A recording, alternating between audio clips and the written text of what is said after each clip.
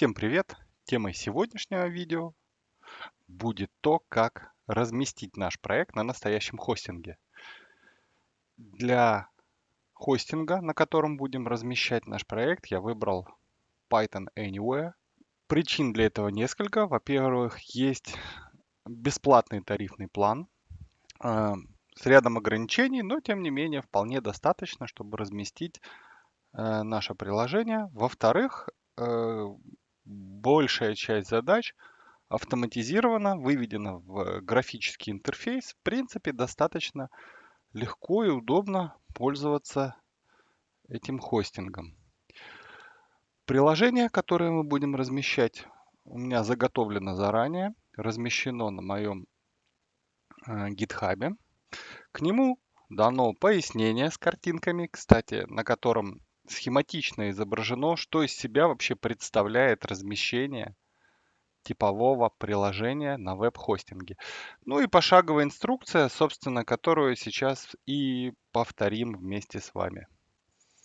Итак, первый пункт я уже выполнил. Второй пункт я уже тоже выполнил. Я зарегистрировался на сайте Python Anywhere. У меня здесь есть аккаунт бесплатный. У меня есть проект простой. Django Dummy, болванка. И я его запушил, разместил на GitHub. То есть первые два пункта выполнены. Переходим к пункту 3.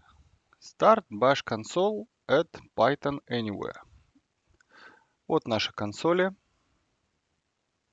Переходим в раздел.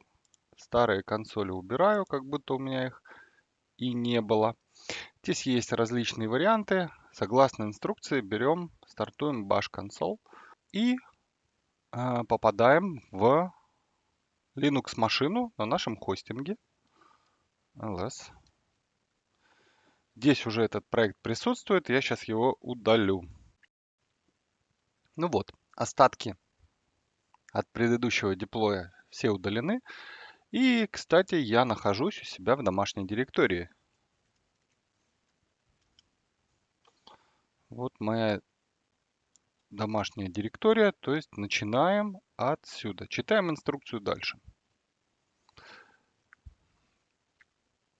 Клонируем наш проект на хостинг Python Anywhere.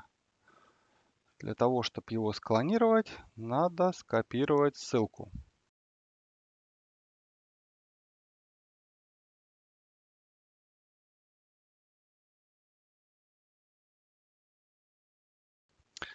Проект склонирован. Он, по сути, скачан. Теперь у нас на нашем хостинге в домашней директории есть папка с нашим проектом. Создаем виртуальное окружение. Ну, как же ж без него?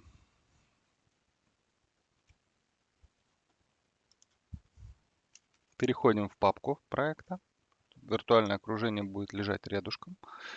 И создаем виртуальное окружение Python 3. Интересно, сколько здесь версий? 3.4, 3.5, самый старший 3.7. Ну, пусть будет 3.7. 3.7.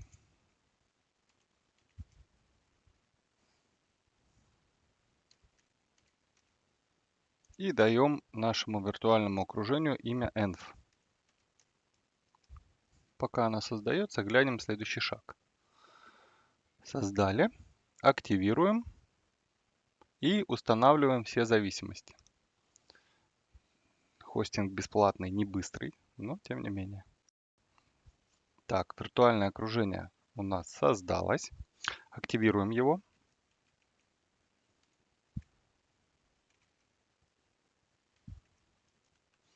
Activate. Признаком успешной активации является вот этот вот значочек с именем нашего виртуального окружения. Так, вот файл с нашими зависимостями нашего проекта. Надо их установить в виртуальное окружение. Итак, зависимости установлены. Переходим к следующему шагу. Собственно, создаем приложение. Возвращаемся к хостингу. Так, вот наши приложение. Сейчас у меня нет ни одного приложения. Набираем, кликаем «Добавить». Видим, что мы находимся в бесплатном тарифном плане, и мое приложение снаружи будет выглядеть вот с таким именем. Если не нравится, то заплатите и используйте свое имя. Ну, в общем, нам все нравится. Значит, предлагают выбрать какую-то уже заготовку, да, приложения. В общем-то, мы устанавливаем Django, но мы его не будем выбирать, готовый вариант, потому что, насколько я помню, там устаревшие версии, развернется какое-то готовое приложение, с которым что-то там надо будет делать. Развернем наше приложение вручную. Выбираем, вот наша версия Python. Кликаем Next. Собственно, все, что надо сделать, ну, показывают нам ограничения, связанные с бесплатным тарифным планом. Наше приложение будет доступно в течение 3 месяцев. Ограничения по трафику существуют, по внешним коннектам и так далее. Ну ничего. Собственно, все, что нам остается сейчас, это заполнить преднастройки. Значит, возвращаемся к нашей инструкции. Мы выполнили пункт номер 7. Переходим к пункту номер 8. Нужно заполнить первое поле Source Code. Вот оно наше. Что говорит нам инструкция? Это путь к папке, где лежит файл manage.py нашего приложения. Ну и в скобочках мой вариант. Значит, где это все можно найти? Нажимаю Ctrl, кликаю на консоли, чтобы у меня открылись консоли в новом окошке. Вот моя консоль все еще активна. Активирую ее заново. Значит, я нахожусь внутри папки проекта. Это схема, которую мы видели на GitHub, картинка. Виртуальное окружение. Вот папка с исходным кодом нашего проекта. Переходим туда.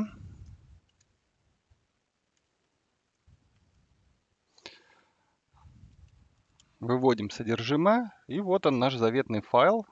Он показывает, что мы находимся в корне нашего проекта. Командой pvd показываем полный путь в папку, в которой мы находимся. Копируем и заполняем соответствующее поле. Вот. Жмем ОК. Рабочая директория. Посмотрим, что у меня сказано. Рабочая директория, ничего не сказано, значит оставляем. Путь к виртуальному окружению нужен для того, чтобы наш сервер приложение знал, где лежат все зависимости, связанные с нашим проектом. Ну, это, собственно, папка с нашим виртуальным окружением. В наших реальностях это нужно подняться на один шаг выше. ls, и вот она. cd environment pvd. Вот путь к нашей папке. Заполняем соответствующее поле. Так. Вот виртуальное окружение.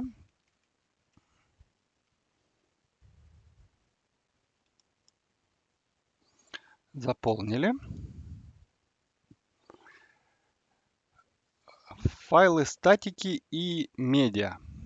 Значит, это папки на схеме. Они обычно лежат в сторонке от нашего приложения, и к ним веб-сервер обращается напрямую для оптимизации в обход сервера приложений. Поэтому надо нашему приложению указать отдельно, где они будут располагаться. Так.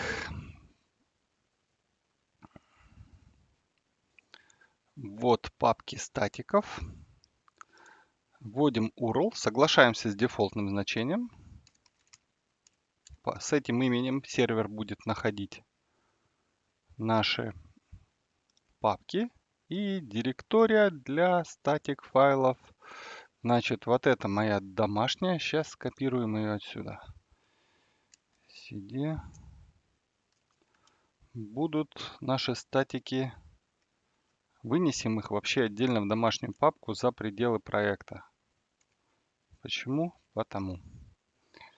ls или вот сюда, здесь разместим. Так, ls. Нет, разместим их на уровень выше. Пусть они просто лежат в домашней моей директории. Сначала создадим соответствующие папки. Make dir static и ls. Две папочки создались. То есть они находятся в моей домашней директории. У меня к ним полный доступ. Осталось указать к ним пути. Узнаем их тем же способом, pvd. Вот путь, абсолютный путь к моей папке media. Там будут размещаться файлы, которые будет закачивать пользователь, загружать картинки, все фотографии и другой контент, если это предполагается в работе нашего приложения. Сначала все-таки закончим со статиками. Статик.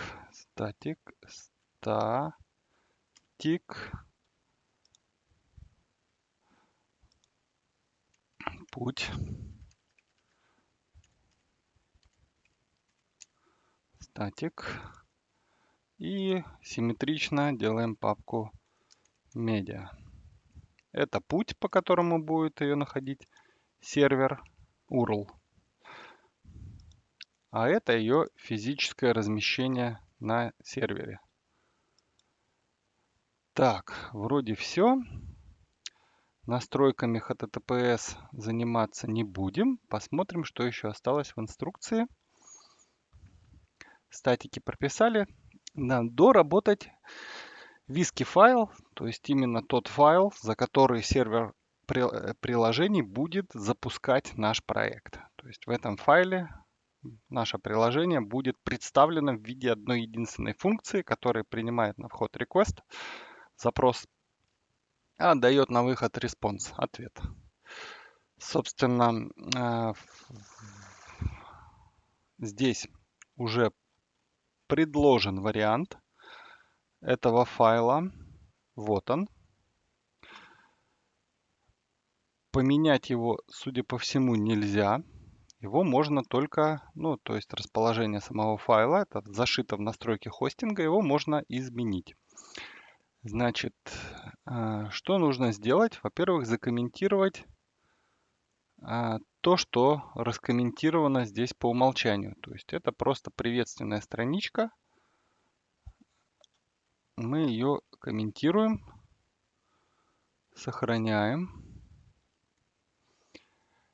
И вот разделчик, который посвящен случаю, когда за сервером находится приложение Django. То есть, по сути, это обыкновенное питоновское приложение с какими-то своими настройками. Единственное, его надо адаптировать. Вот эти пути всевозможные. Ну и у меня здесь уже есть готовый вариант, который должен прям подойти. Import os, import sys. Наверное, они здесь есть. Вот, раскомментируем.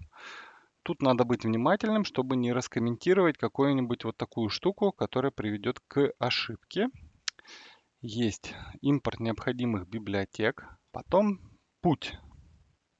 Путь к моему проекту, в моем случае, это будет путь вот в эту папочку. То есть туда, куда я склонировал проект. PVD. Вот он, этот путь наш.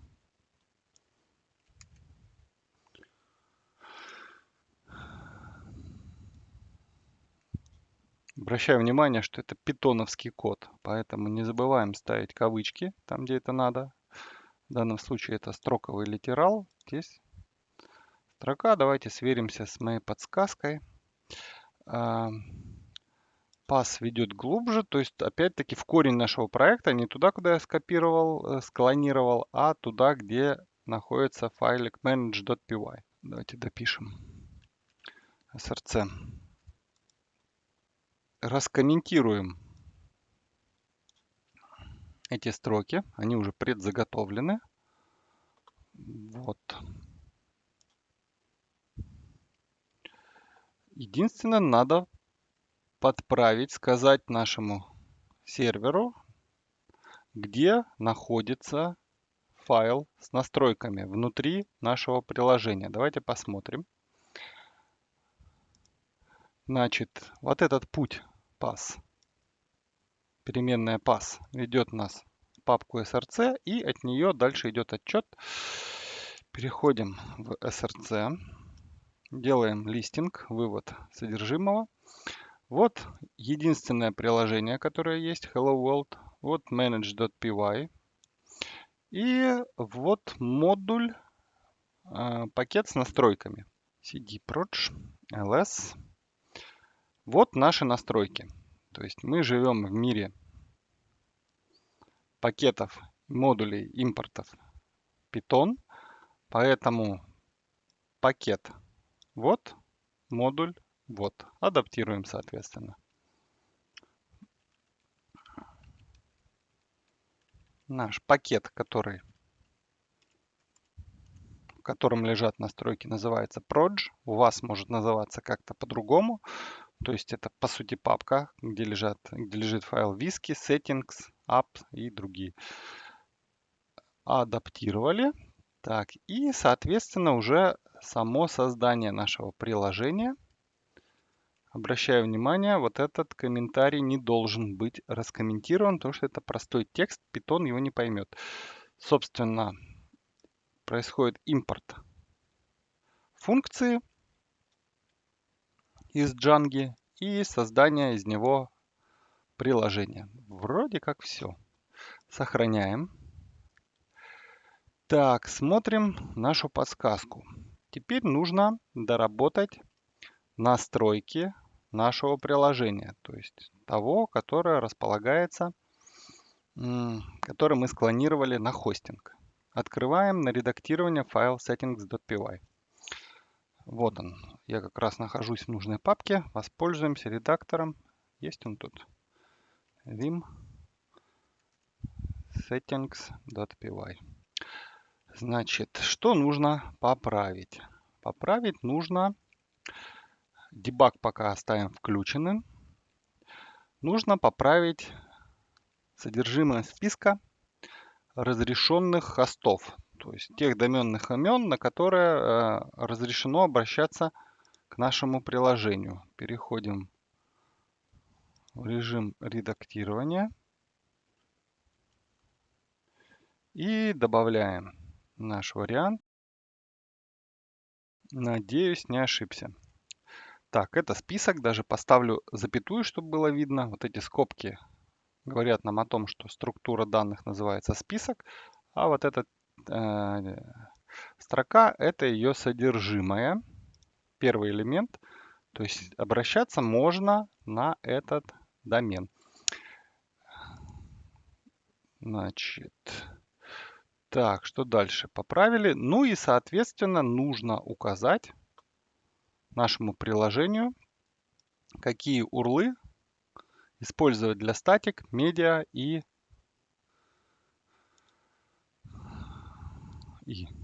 копирую. У меня это все совпадает. То есть в вашем случае надо будет адаптировать ваш логин приложения, то, где размещается папка с вашим приложением. Ну, то есть домашняя директория, папка с приложением и статик. Я, кстати, тут немножко отлично поступил. Ну, ничего, сейчас поменяем. Копирую. Возвращаемся вниз. Значит, вот static URL уже присутствует. Оно преднастроено. Добавляем сюда еще наш медиа и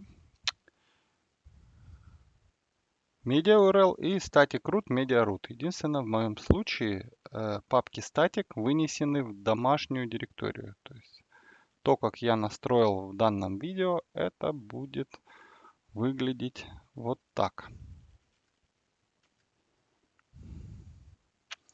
Значит, вот эти две настроечки, это то, на какой URL будет отвечать наше приложение, а это физическое размещение, соответственно, статиков и медиафайлов на сервере. Ну, также нужно для того, чтобы приложение знало, куда копировать эти файлы в случае добавления.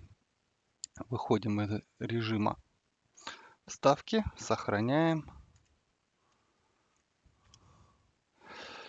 Так, если все сделано правильно, осталось перезагрузить наше приложение и проверить работоспособность. Вот эта кнопка привела к тому, что приложение перезапустилось. Вот еще она же, значит, необходимо перезапускать приложение после каждого изменения, потому что автоматически, к сожалению или к счастью, изменения не вступают в силу, в отличие от режима, когда мы находимся в режиме разработки и разрабатываем наше приложение на локальном сервере. Ну что, пробуем. Page not found. Ну, вообще отлично. То есть хорошее начало. Я получил 404-ю ошибку, которая говорит о том, что приложение ответило, меня узнало, но вот такой страницы нет. И так как я нахожусь в режиме включенного дебага, она мне показывает, какие варианты есть. Ставлю Hello World. И вот мое приложение. Обновляю и получаю рандомный интеджер, то есть полноценное приложение, размещенное на веб-хостинге. Так, единственное, что осталось маленький штрих. Переходим в админку и видим, что админ выглядит как приложение времен деревянных компьютеров. Вот. Здесь проблема со статик-файлами, файлы JavaScript и стилей, которые создают всю эту красоту. Собственно, нужно выполнить одну единственную еще вещь. Опять вернуться туда, где у нас расположен файл manage.py и загрузить статик файлы. Не забываем проверять, что все это происходит с активированным виртуальным окружением. И выполняем команду collect static,